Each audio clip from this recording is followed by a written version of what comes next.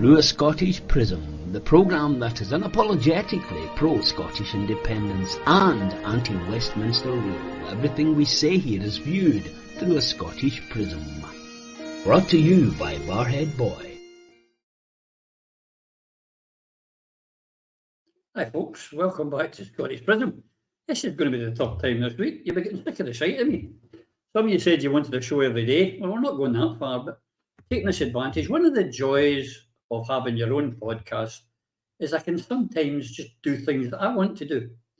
And as we are heading into the season of conferences, I thought I would call together some of my dear friends and colleagues from the Alba NEC to talk to them about the past year and the year coming, and if they've enjoyed themselves and enjoyed their job, and what they're going to do in the future, if they're going to stand or not. But also, it's just the great thing about Alba and this group is that we know the party most of us all came from was destroyed by people being appointed to their NEC, people being kicked off or made uncomfortable and taken off their NEC. Fortunately, we don't do that in Alba. We're a good democratic party where you, the members are the most important people, and you choose. They're not chosen for you. No one is going to be, no group, no individual is going to be parachuted in. We're all going to be voted for at the conference. And so I thought I'd let you see some of the candidates that you've got the possibility to vote for if they decide they want to stand. And I'll bring in first immediately Eva and Yvonne, of course, as you know, you see with me all the time.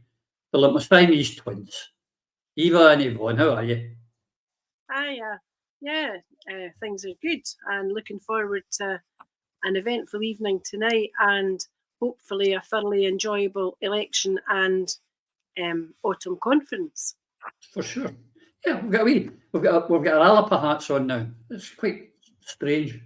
There we go. And also to make up, the membership secretary of the Alba party, one of the hardest workers I've ever seen, and an absolute joy for the party. You should all be very, very grateful. Jacqui Bijster. Did I pronounce that properly, Jacqui? No. It's Bijster. You pronounce the I and the J like a Y. Bijster. Bijster. All right. Everybody gets it wrong. Well, my first book when it was called Dad, but it was my kids thought my name was Shut Up, but they didn't pronounce it right either. And we have got our fantastic, absolute, tremendous local authority convener, Robert Slavin, the man of the Eagle Inn. How you doing, Roddy? How you doing, ladies? Very well. Always better when we see you, Robert. It's nice to see you. Well, usually I a cold drink, but tonight it was just discussion only. I tell you, we should have done this. We should have done this in the Eagle Inn. It would have been much more civilized. Much more civilized. Can you believe it's been a year since the one we done, and it was absolutely, it was incredible. It was a belter. The time flies. That was a great night, and there's more. I'll talk about a few of them in a minute. And making up the group tonight, we mustn't forget the Alba party organizer, all-round good egg, Denise Findlay. Hi. Hi, Denise. How are you, my friend? Oh, great. Very good. Thank you. Good. Well, as I said, this is a wee chat about the past year and the upcoming conference and what we're looking forward to and what we're not looking forward to, maybe. But can I start with you, Eva?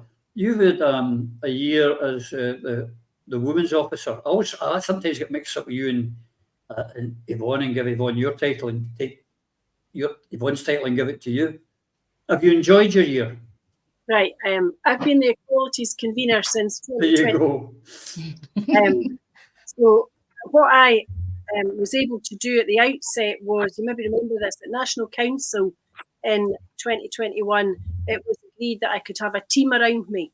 And the purpose of having a team was to have people who were knowledgeable in their own field, as well as being committed and driven in relation to independence and all aspects of equality.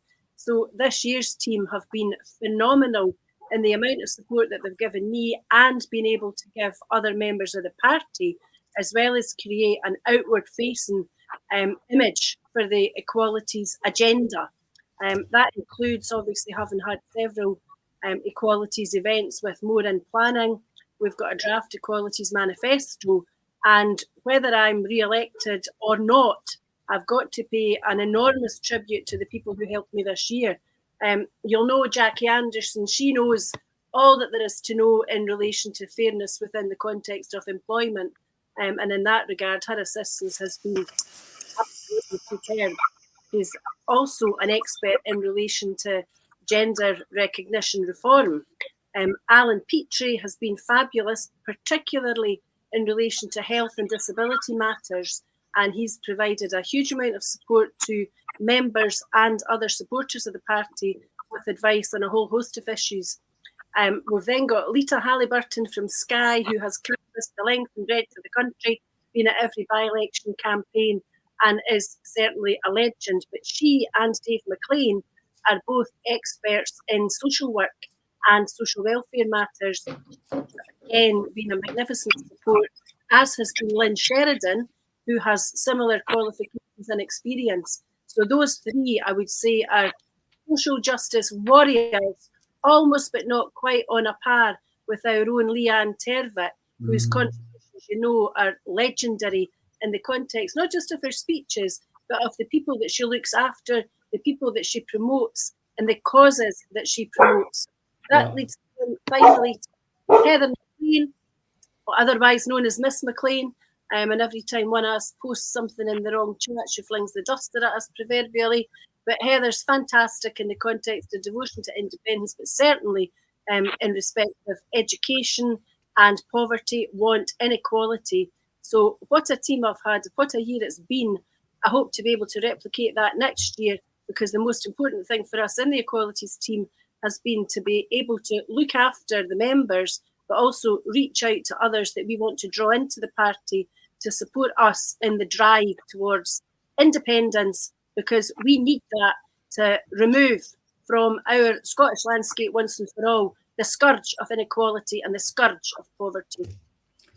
Just as a matter of interest, Eva, how many equalities meetings did you have throughout Scotland this year? Well, we've only had 4 that we called equalities, but beyond that, I've probably spoken at about another maybe 20, 25 meetings about poverty, inequality, women's issues particularly, and obviously also gender recognition reform. So, well into double figures.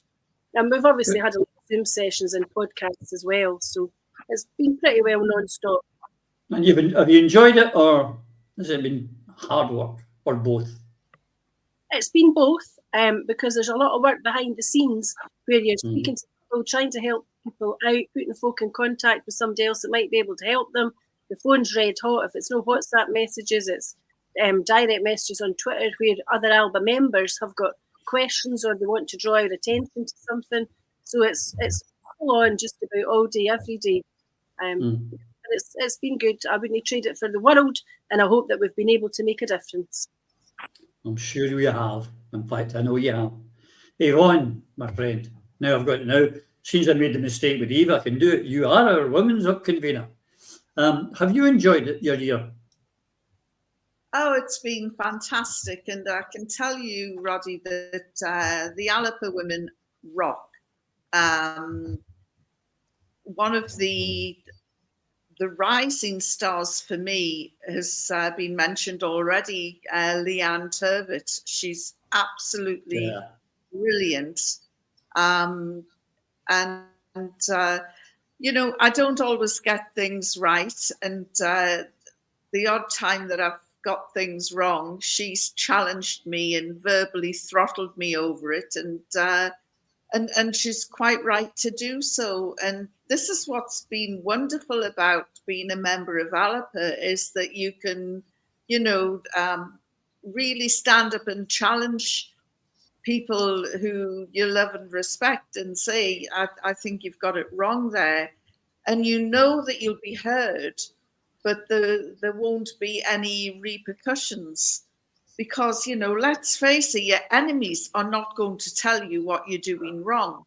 They want to see you fail, so they're quite happy to let you, you know, go on and trip up. And only good friends and your mother will tell you when you've cocked up. And so it's been interesting. the one thing that I think that I got wrong, but I still would defend a little bit of it, is trying to make elections compulsory. And that's what Leanne challenged me over. And she said that my attempts to force people to vote during election time was flawed.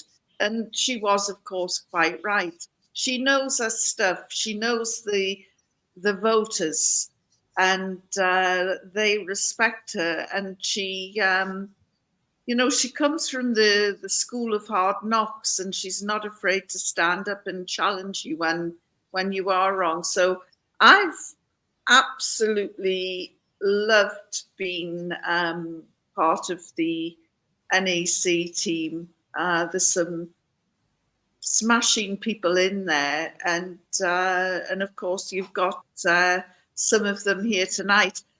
My hero, of course, is Robert. Oh, don't, you'll get me embarrassed. You'll get me embarrassed, don't. Well, he's hosting the next women's meeting. Well, not quite hosting it in person, but he's providing us with his excellent premises. The world famous Eagle Inn, which is a great venue for. Well, I think we've had a Prism there as well. We did this time. That's what we were just talking about a year ago. I've been there about 3 or 4 times this year, and it's everything that a community pub should be. It's fantastic. And so when we got stuck for a premises for our women's gathering, Robert came and helped us out. And that's what it's about. It's, helping each other, covering each other's backs, and supporting each other. And it's been great. And I hope I get elected again, and I hope I can do it all over again. Well, we'll see. Not all heroes wear capes, obviously, Robert. We'll come to you in a second. But if I could first get to Jacqui. Now, I know, Jacqui, you took on what I would suggest is the poison chalice job of the membership secretary. And I know I used to be your predecessor. I used to hound her every NEC to say, well, how many members have we got? How many members we've got? And it was, well, it's not that simple. But when you come in, you simplified it and made me understand what the problems were. You also came up with some great solutions for it. And I've done a fantastic job. And, the members maybe don't see or don't know or don't understand. I know, and everyone in this chat today knows how hard you've worked, the effort you put in, and the systems you put in. Did it frustrate you? Have you enjoyed it? Do you wish you'd never get near it? Which is it? I think it's a wee bit harsh to call it a poison chalice. I mean, it is a lot of work, and it is backroom work. You don't really get much kudos out of it. But no, I think I've enjoyed it. I've really enjoyed working with the members and solving people's problems. I think that's been really fun for me. And I think there has been, a real improvement in our communications with members and in our response time to members and without, blowing my own trumpet. I think that I've had a lot to do with that. Sure. I've worked with loads of really good people. I mean, I've worked quite closely with headquarters, and Callum, who's one of the staff members at headquarters, has been absolutely fabulous working with him on some of the more technical issues about the systems. And aside from that, I mean, it's really been a year of firsts for me, because I'm not from a political background at all, and this was really my first venture into something like being on the NEC. So I've seen a lot more about how things work, how politics work, but I think that it's been great. I mean, I've worked with such a good team. I mean, and I've worked with Eva and Denise on organising events and trying to inspire, people in Lacus that have maybe fallen by the wayside a little bit and get them back on track. And that's been been brilliant. I've worked with Robert and Denise and all of us on by-election campaigns, which has been great. So it's that's the main thing, I think, is that it's been a real a really fun time, and it has been a really hard work. A lot of hard work and a lot of very time consuming, and that has been difficult because, like most of us have got a day job. But I think that the people and the fun that we've had and the feeling that we've achieved, I think, quite a lot has been the main thing that has been enjoyable, and the members have been great. The members have not been. People sometimes talk as if, in this sort of position, the members are a thorn in your side, but really they haven't been. Our members are obviously all nice people. There's a lot still to be done. There's a lot from this year that has been frustrating and that we haven't got sorted out yet. And so there's still lacus where we need to work with. There's been constraints on all of our time. There are systems issues behind the scenes that absolutely need fixed. And as I said at National Council and my report, I think that we should be bringing in an external contractor to work on the database side of things, at least temporarily. But I would love to get the chance to carry on with this work and keep going. So it's been good. Good. Well, that's up to the voters, and a lot of them are watching this show, and I hope they are paying attention. And Robert, my friend, as has been alluded to, you have a very, very busy pub and it takes up a lot of your time, but yet, sir, you're working flat out, unpaid, of course, like all of us, for the good of the party and the good of our nation. Have you enjoyed it? I should say your title is Local Authority Convener. No, yes, I have, Roddy. I took over from Lee Wilson. He was a very good local authority convener, a really good guy as well. And he stepped up to what we said. Lee was one of those people I want to mention in the National Council that he came across when Alex says he raised his standard and wanted people to come near him. He was one of the councillors that came to Alba, and these people really need the recognition for doing that. And I think us guys here, plus the headquarters, we're starting to build that momentum and show it's going to be the right thing. But as for the local authority convener, it's a learning process for me as well, coming in. And these ladies here they've worked as hard. Any time I've been on any campaign, any by-election, every one of them here have stepped up to the plate. And the headquarters have to be said so as well. But if it wasn't for Denise and the input she's given me, is helped me on my path on this, trying to get the party running, the best kind of candidates to come forward to make sure we're standing, we've got the right candidates in the right areas and we're targeting the right areas. I think for me, the main things, I said at National Council from I would say I'm more at a layman's point of view. Like Jacqui, I'd like to echo our sentiments there. I'm not politically minded, it's took me, I joined the SNP in 2017, left in 2020 after that speech in January. So when Alex came in, that was me. I wanted to do what I could because I believe in Alex Salmond and the Alba party and the people he's got with him. Because look at the people on the NEC, the people here tonight. They all work hard. They all give up all their time, and they're approachable. I think that's the biggest thing about all of us here. We're all approachable. We all try to do the best for the party, and we're all working flat out to do it. But what I do like to see, what for me, the biggest thing I could see, like me and Denise, the last one we worked on there was Bellshill. And hopefully Denise, she at National Council, she really nailed it, the data. It was really good to see. But as a layman's terms, when we started off in Lynn last year, really, again, not a lot of folk kind of knew Alba. It was like we were breaking through, but we didn't really know. And then Broxburn came about a couple of weeks after it. So again, you were fighting uphill battle. But see, coming into like Aberdeen with Charlie Abel, a fantastic guy, great candidate. He started putting us up there. We're getting up nearly 4%. Same with Bellshill, John Marshall when he came in. Great guy. And the amount of people, what I'd like to say as well, the amount of all of us here know, there's people from various lacus that will come through and help you no matter where the by-election is. I mean, Lita from Skye, Lita and her partner from Skye, come down from Skye, taking days. I mean, that's amazing, putting it forward. Mm-hmm.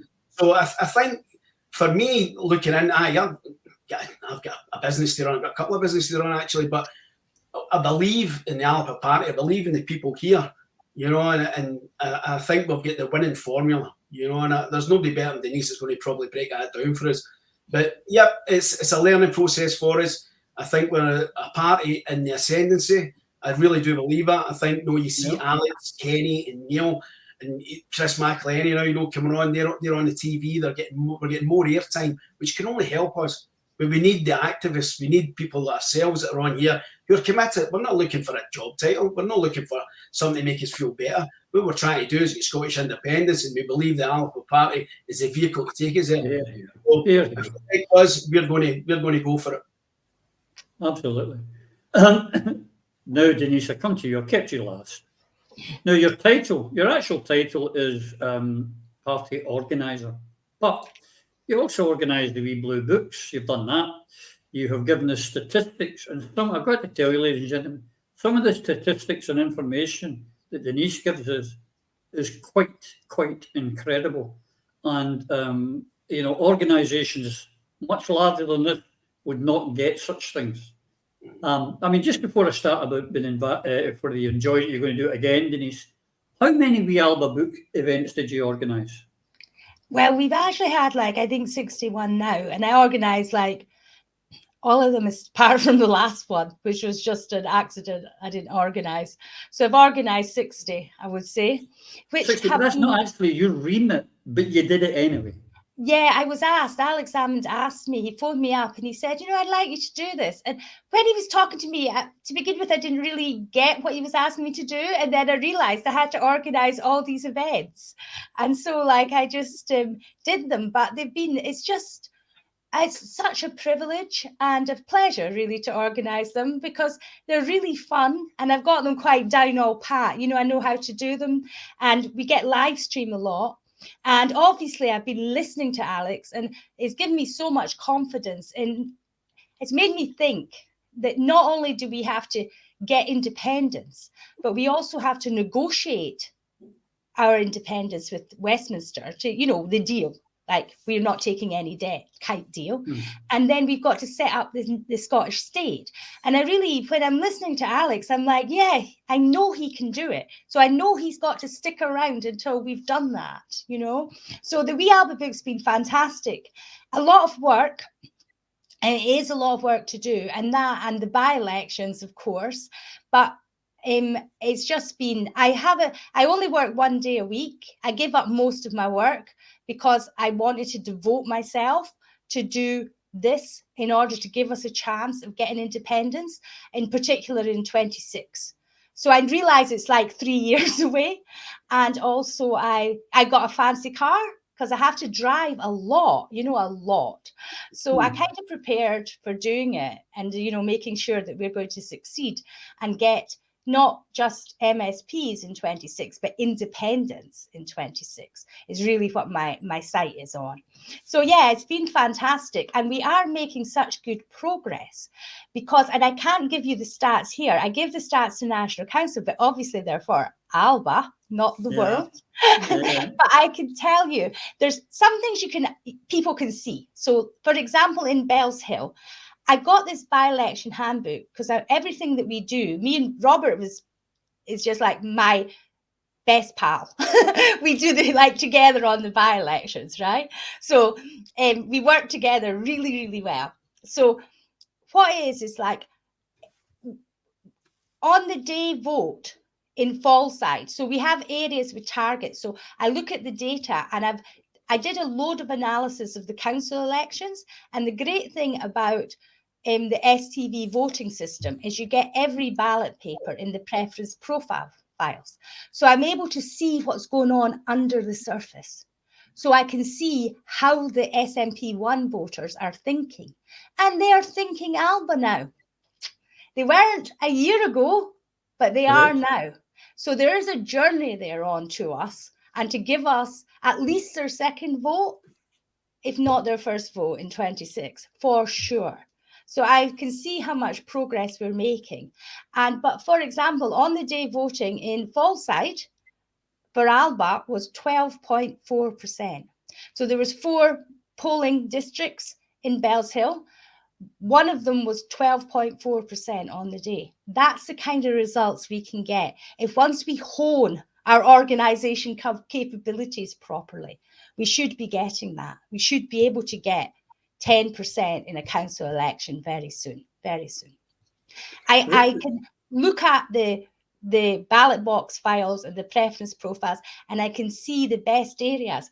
But because I did additional analysis, of the type of area, I'm able to kind of go on Google Maps and I walk about and I go, yes, this is an area with Alba voters.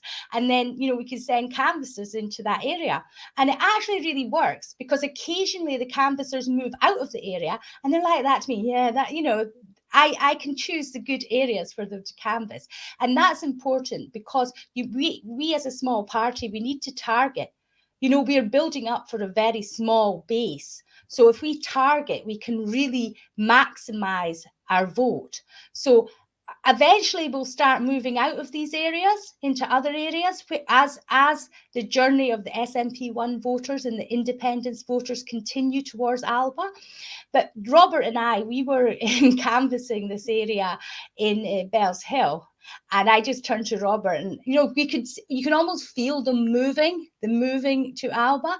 And I said to Robert, this time next year, they'll all be ours. So I can see like a good future for us, but we need to keep on the path. And the other thing is the teamwork that we have. We have a great team and we have each other's backs and we don't, do you know what I mean? I'm not a politician either. You've got a team of non-politicians. This is the first political party I've been this involved with. It's not like I haven't been in political parties, but I've never been in a situation on the NEC. So you've got all these people that are non-politicians, but we are good friends, I would say. Yeah, I've got to stress this enough, folks. The extra work, and for example, this science behind the voting that Denise is bringing us, this was all done off her own back. No one asked her to do it. No one told her to do it. No one showed her how to do it. She did it. That's the person you elected. And I've got to say you did a grand job. Eva, I'll come back to you. We're talking, this is conference time. Now, we haven't obviously seen yet the draft agenda. It's not complete nor amendments. We can only speculate what may or may not be there. But the one thing about the Alba Party, every meeting we've had, and I know every NEC meeting we've had, the first main and several topics is independence. There's no question, unlike the other party that we all used to come from, who may or may not have an amendment and it may or may not be worth it. We know that we're going to have an independence amendment, a rather motion to debate probably at the end of October. Of course, because, our raison d'etre is Scottish independence by the quickest route. That's why we said in 2021 that we sought a supermajority in Holyrood. Had we had that supermajority then, I am in no doubt that Scotland would now be independent because Alex Salmond would have been one of the people elected and would have negotiated that independence settlement. So the fact remains that the Alba Party are the drivers of Scottish independence. If it were not for Alba's existence, I doubt whether the I word would ever pass the lips of any of the SNP leadership.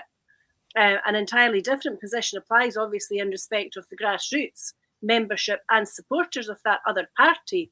But from an Alba perspective, our view, simply stated, is that Scotland United is the way forward because it is clear that more than 50% of the electorate of Scotland desire Scottish independence. What we need to figure out is how to achieve that independence quickly, because from a personal perspective, my interest is in equality and especially poverty and poverty of opportunity. So what we know from our own personal research, as well as party research and information that's readily available across the internet, is that when there is poverty or inequality, people's life chances, people's opportunities are stunted.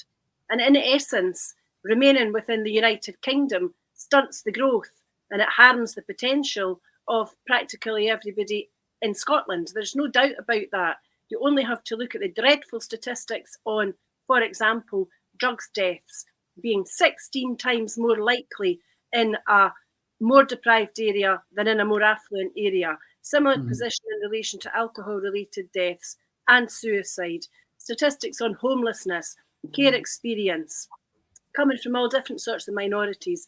If you're one of the 1 million people disabled in Scotland, or the hundreds of thousands of carers in Scotland, you know beyond a shadow of a doubt that what's holding you back, what the albatross is, what's dragging us down, is being furled to a Westminster who neither know nor care about what life is like on the ground for 5,400,000 Scots, many of whom will unnecessarily fear a hard winter. So for all of these reasons, and for the simple fact that independence is the normal state of a country, and Scotland is undoubtedly a country, not North Britain, independence will remain the priority of each of us here and of the entire Alba party until it is delivered. And at that point of delivery, each shoulder will be to the wheel to ensure that our Scotland will not only be a land of the free, but it will be a land where people will prosper, where everyone will have equal opportunity, and there will be no need for hunger, fear, cold, or deprivation no longer. Excellent. Well, I think we all agree with that. On Sunday, we, as usual, when we were recording the Prism, we ran out of time. One of the things we didn't get around to discussing, I just wanted to do a quick advert on it, if you like, is the drug consumption rooms. Because about 2 years ago or something, 18 months at least, we in Prism were saying, do it, just build them. And it's certainly a conversation that we've all had, as who are also members of the NEC, that drug consumption rooms should have been done quite some time ago. Yvonne, you've done a lot of work this year.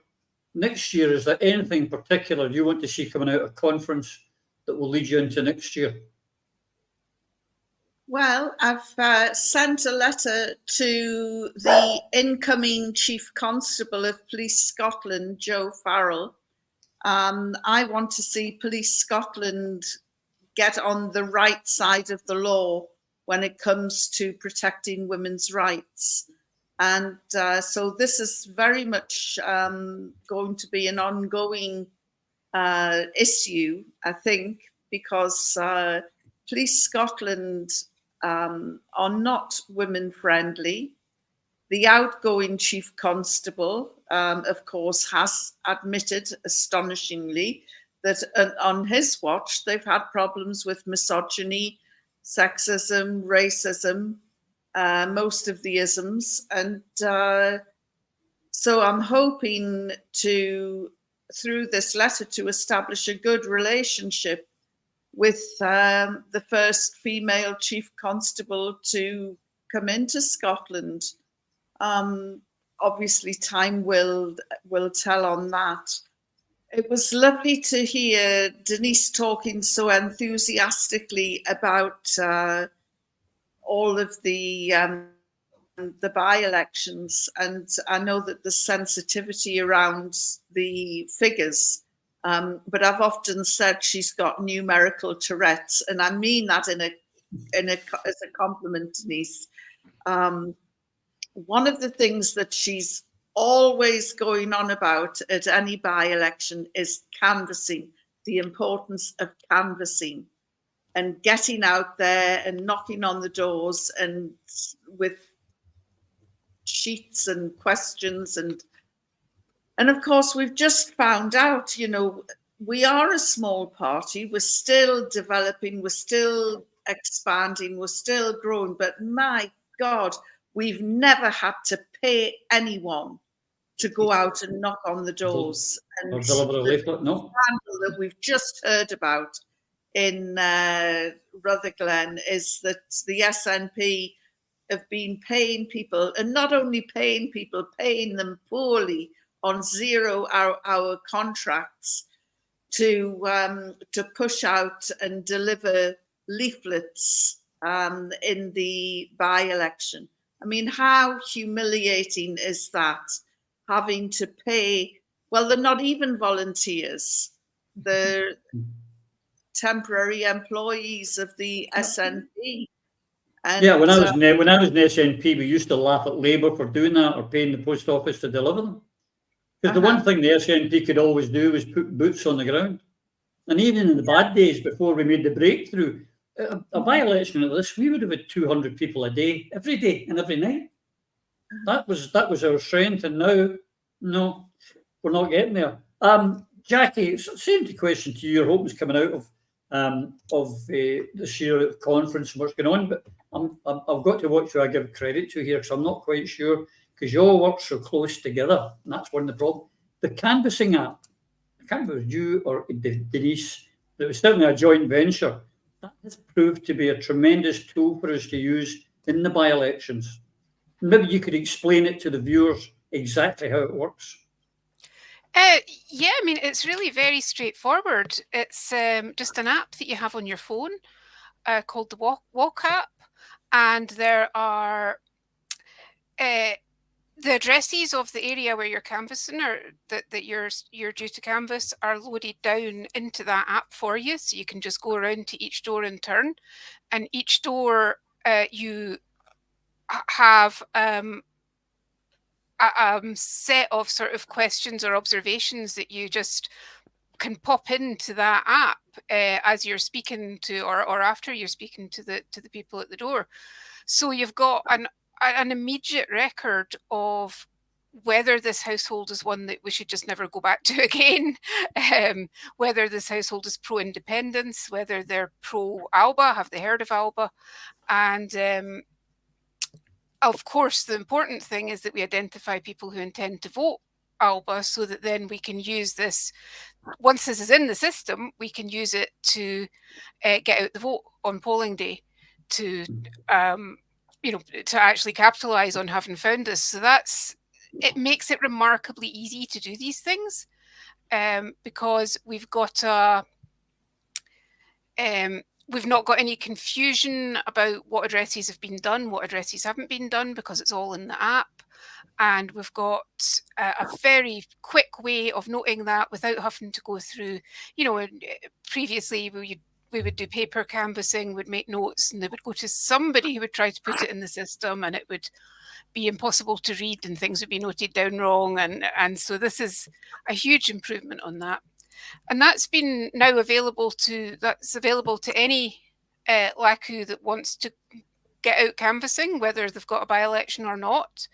And I would absolutely, and I'm sure Denise would agree, I would urge all the LACUs to be canvassing and building up that data in the app, so that we can use it when an election comes round. So yeah, anybody who wants, any LACU who doesn't have access to eCanvasser and wants it, you need to get in touch with Corrie Wilson, and she can sort that out for you. So it's now available. Good. You also said earlier in your earlier comments that you'd like to see a database consultant coming in. Is there anything else you're hoping to see in the next 12 months that would make your job easier? Well, there's a few things. I mean, I think that we can all acknowledge that with the best will in the world, communications within the organisation have not been the greatest. And I think that we've all done a lot of work improving that. I host a monthly meeting for LACU conveners to let them talk to each other and share best practice and communicate, make sure everybody's in the loop. I've also just quite recently started hosting meetings for membership secretaries. So for the same reason, to get that communication in place. So I would really like to see that carry on into next year. I would really like to see us communicating as effectively as we can, and making use of all the massive amount of skills and expertise and goodwill and hard work that exist in the party, that we could, be energizing if we had the communications. The other thing that I would really like to do, and I haven't had a chance to do it this year for a few various reasons, is I would really like to help improve the training that we have for instance, for secretaries, membership secretaries, people who need access to, who are not sure perhaps what their role should be, or who need help with using Nation Builder, if they have access to that. And I'm not detracting anything from the training given by headquarters, but we could easily package the training materials up into interactive online learning packages that people could go back to and do again and again, could do independently without having to take up headquarters time. So that's something I would like to see over the next 12 months. Fabulous. Robert, how about you, my friend? What are you looking for at conference? Anything particular that would grab your fancy? I think with conference coming, I just hope we continue the path we're going down with Kenny highlighting the poverty ideas from the government about the renewable energy, how we're losing all that. Also, let Neil Hanby continue his work. I mean, Neil's been really hard working on trying to get the Scottish Bill of Rights, getting that pushed through Parliament and bringing attention to it, keep independence at the front of everything we do. And also, I think Eva batters onto it all the time. Poverty is the biggest driver, in Scotland. You say the cost of living, people are just sinking below that poverty line. I just hope the policies that Alba have come up with, put some of the ladies in here, and when we pass the conference, we just have to keep that going. We have to keep putting that out into the public sphere and letting them know we're fighting for it. We want a better standard of life for all our constituents, for everybody in Scotland, not just the ones that are making, 70, 80 grand a year when it's okay, but people who are really getting left behind. They need to know that there's a party here fighting for them, fighting for that to get them a decent standard of life, a decent wage, and make sure that they want to go. If they're going to put their heating on this winter, they don't have to worry about it. But again, that's going to take a lot of work. But I just hope at conference we keep pushing those messages. I think that's going to be the biggest thing for me. Just keep it going, because the work that Neil and Kenny's done down in the Parliament, I mean, just supersedes anything that the SNP have done. I can tell you anything that the SNP have introduced down there that stands out and makes, that's all right. But you look at Neil and Kenny, their policies are sound, you know what I mean? And they're pushing it every day. So I just hope at conference we get more of that. We get more of sensible policies. It's going to help the people that need it most within Scotland. That's what I'm hoping for. Well, I would say that the SNP, through Pete Wishart, did form a musical band with Tories and Labour members. But there's something they did. Listen, I'm struggling. Roddy, we all know Pete likes playing with his organ, so I think just left that alone. Yeah, what can I say? I could say quite a lot, actually, but I'd probably get banned off YouTube. Exactly. Denise, my dear friend, what about you? What are you hoping to see at conference this year? Well, we've got a big year ahead of us because obviously we're going to be coming up to a general election. So I'm quite interested in the general election strategy, which we're actually going to be discussing soon. I actually thought the way that we handled Rutherglen decision by going to National Council and having the debate and the vote was absolutely excellent. And we really need to have more of that, more of involving the members and in these decisions. So the general election strategy I'm interested in, we're still giving SNP a chance on Scotland United. However, even if they decide, not to go with Scotland United, then we have to have our own general election strategy, which we're going to discuss at conference. Now, we've got 2 MPs at the moment, so obviously we'd want to keep their seats. I think we've got a good strategy maybe for keeping them. Because I think I'm not convinced the SNP person that they're going to put up against, for example, Neil or against Kenny is going to inspire the SNP to actually come out and campaign. So we might get a Scotland United campaign for our Alba MPs, who are absolutely the people you should vote for. If you want Scottish independence, you vote for the Alba MPs. So I think our Alba candidates should get all independent supporters, no matter what party in that constituency, campaigning and voting for them, because they're the candidates that are going to push independence. Nobody else, and we know that. So that's why I hope that all the independent supporters in the constituencies where we stand our Alba candidates vote and support and campaign for Alba. And that's what I hope our strategy is. Though I think it will probably be a little bit more than just that. But I think we can do it. So I'm looking forward to that. And I think that'll be this year. And the other thing, obviously, the year is to, every time we're doing these by-elections, we're learning. So, build on what we learn and, how we can improve and just keep improving over the year. And that what Jacqui was talking about a couple of minutes ago, that information is exactly the stuff that you need to be able to feed back into the party. Go and knock those doors, go and get them out to vote, bypass that street, get into that street, etc., etc. Yeah, that's what I can do. Yes. Yeah, it's all vital. Now, folks, you'll see this running along the bottom of the show here, conference@albaparty.org. Now, the reason I'm doing that is because the one part, if you want to see these people back in the roles they're doing just now, they need nominated. We all do. They need nominated. You, the members, at least 20 of you, for each one of these people here. You can nominate as many people as you like. There are others, and I will have other people on here over the coming weeks before conference.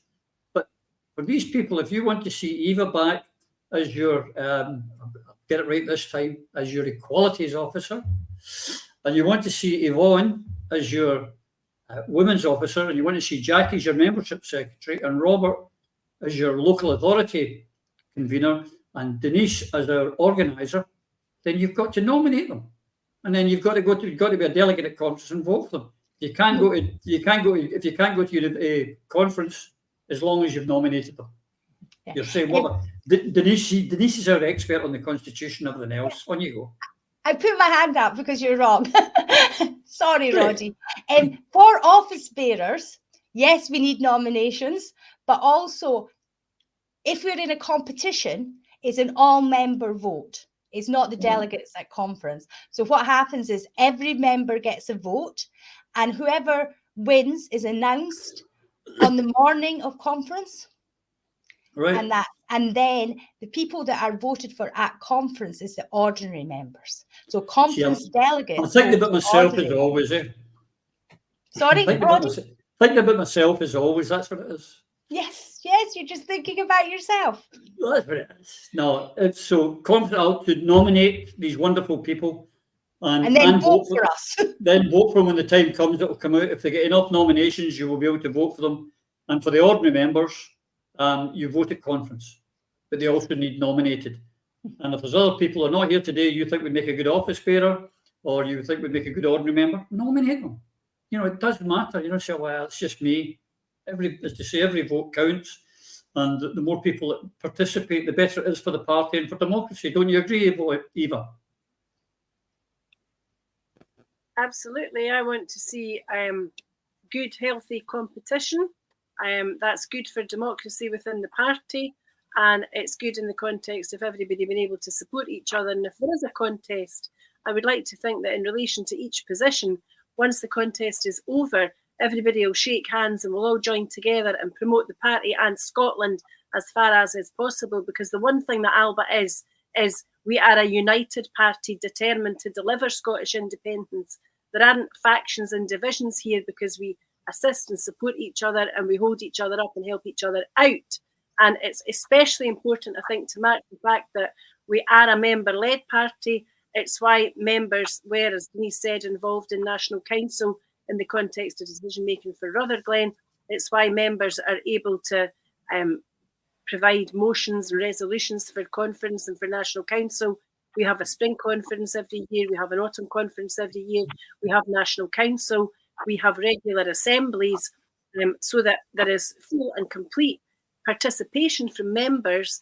But we also have invited the public to all the Alba Book events, all the equalities events, and the National Assembly's online too. So we are very much a listening party, and we enjoy and attract member participation and feedback from the public. In that regard, particularly too, the equalities events are focusing on trying to get as many people who are not on the register signed up onto the electoral register, because those people who are not voting need a cause to vote for. They need hope, they need optimism, they need promise of the delivery of a better future. And that's as good a reason as any for participating in our sorts of events and encouraging people to sign up onto the register and consider to vote for Alba at every opportunity. Well said.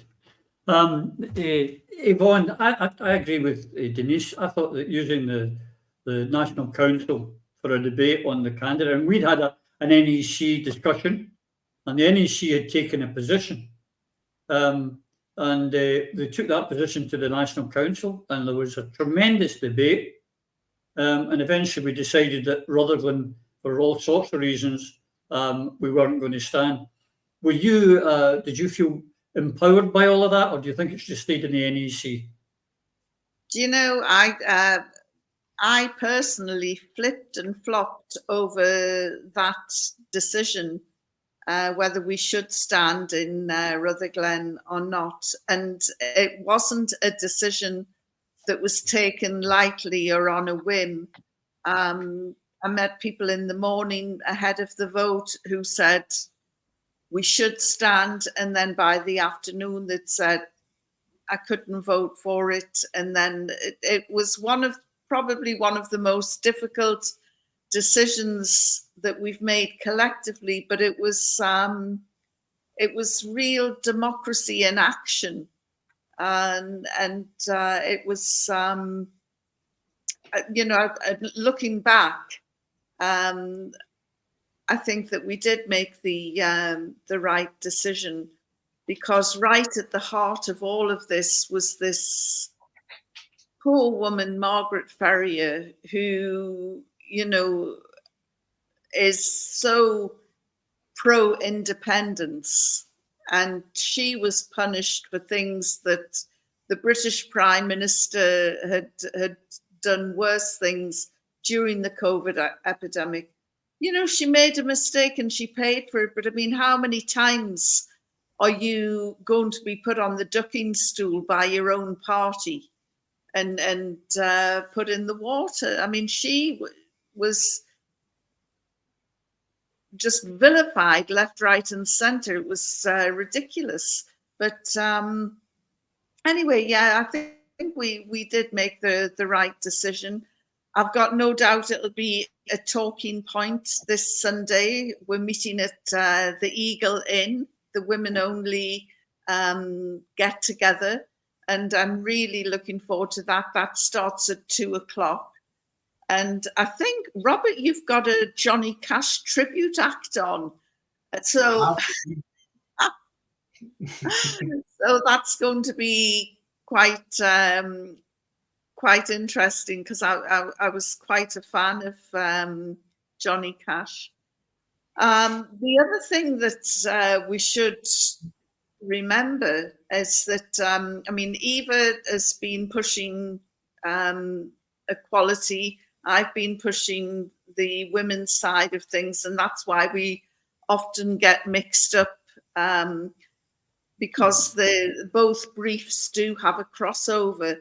But there's no reason why individual LACUs shouldn't appoint their own women's officers and their own equality officers as well. As the LACUs get more mature and develop and expand and have more people to put themselves forward as office bearers.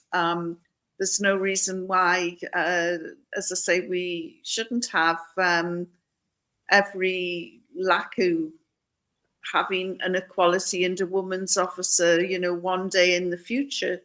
But the party has, talking of the future, I think the party has a tremendous future. And of course, our greatest asset is Alex Salmond. It's just a pity we can't clone him, because he's one man. And it would be, the Irish had Michael Collins. We've got a great strategist in Alex Salmond, and I've not been to as many wee Alba events as Denise has, but I've been to a few, and they are incredibly popular. And if you haven't had one in your LACU area by now, go for it, you know, because he is a great speaker, and if anyone is in any doubt at all about independence, we're going to get it. We will get it because of people like Alex Salmond, who has never lost sight of the goal.